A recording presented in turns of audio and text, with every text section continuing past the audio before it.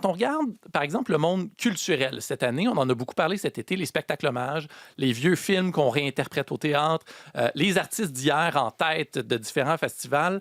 Est-ce qu'on est de plus en plus nostalgique ou est-ce qu'on l'a toujours été, puis c'est juste une impression? Mais je pense qu'on l'a toujours été. La nostalgie, tu le disais, c'est une valeur refuge. Donc, c'est assez utilisé en marketing. Ça a même un nom, ça s'appelle du rétro-marketing. Donc, c'est-à-dire Ah ouais. faire appel à des éléments du passé pour vendre le présent.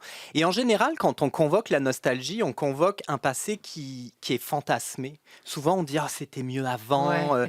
mais la réalité, c'est que c'était pas si mieux avant. Je regardais ta chanson Dis-moi, dis-moi, c'était en 1990. 1990, on peut se dire c'était la belle époque, mais c'était aussi le début de la guerre du Golfe. Quand on veut se réfugier de cette actualité qui a l'air oppressante, on va dans le passé, mais le passé avait aussi ses Ouais. propres enjeux et ses propres défis. Donc, c'est une construction du passé qu'on convoque et qui va nous rassurer. C'est vraiment ça la nostalgie et je pense que ça a toujours existé. On le regarde aujourd'hui, il y a beaucoup de spectacles hommages. Je pense Oui. que ça prend aussi 20, 25 ans, 30 ans des fois avant que quelque chose redevienne nostalgique, enfin revienne au goût Ouais. du jour. Mhm. Donc on est aussi en ce moment dans des époques où on célèbre l'album 2 de Céline, on est là-dedans. Là.